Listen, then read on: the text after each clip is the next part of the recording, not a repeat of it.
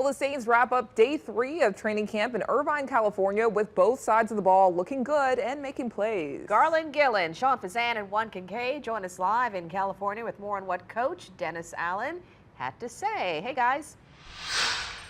Thank you very much. We're getting very addicted to Newport Beach because we're here for a third day in a row. Place. It's not too bad. It's not a bad place to have to set up shop and work. Day 3 of Saints training camp, as you mentioned, underway and just completed about an hour and a half ago. And so we come down here to talk about seeing really good balance on both sides of the ball today. And they got a really solid workout in because the weather. Are you ready for this? When practice started this morning, it was 67 degrees outside. That's almost vest weather to you and I, okay? So they got a lot of work in. It wasn't 100 degrees. And when it's cool, you can get it going. They got a lot of work in. It was their longest practice today. It was their most energetic practice today. They put the shells on for the first time all camp. Both sides of the ball made plays, and Dennis Allen echoed those sentiments after practice today. Overall, I thought another good practice. I was just telling the team, I mean, there were some things, there's been some things I've seen, defensively each day that I've really been pleased about. And there's been some things offensively that I've been really pleased about. So, what you're looking for is a little bit of that, ebb and flow to practice. And you don't ever want to see one side of the ball dominate the whole practice. I don't think we've seen that yet.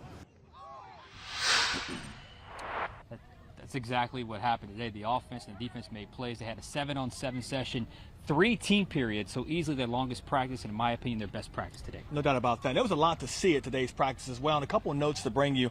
Marshawn Lattimore, the starting corner on one side, he has a hip flexor. That will be worth keeping an eye on as they go forward here during training camp. And we found out late this morning that Jay Kaner, the backup quarterback who's fighting for the backup job, has a rare form of skin cancer. He said he's expected to be reevaluated at a dermatologist on August the 1st. And we'll, of course, bring you more on that as it becomes available as well. Live in Newport Beach with Garland and Sean, I'm Juan Kincaid. Let's go back to the studio. Well, go, Liz. I was going to ask him, aside from enjoying the weather, on a scale from 1 to 10, how do you think the team is gelling?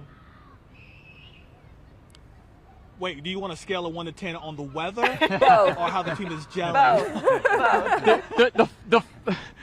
The Fox 8 sports team is gelling right now. We had a 10 right now. We're picking locations every day. Our photog put his feet in the water behind us there, so it's been good so far. I would say team-wise, I think they're coming together really well. It's only day 3, so there's still a lot to look forward to. Scale of 1 to 10, maybe a 5 or a 6 or a 7. It's only 3 practices, so we got a long way to go. But Dennis Allen seems to be pretty happy about it, though.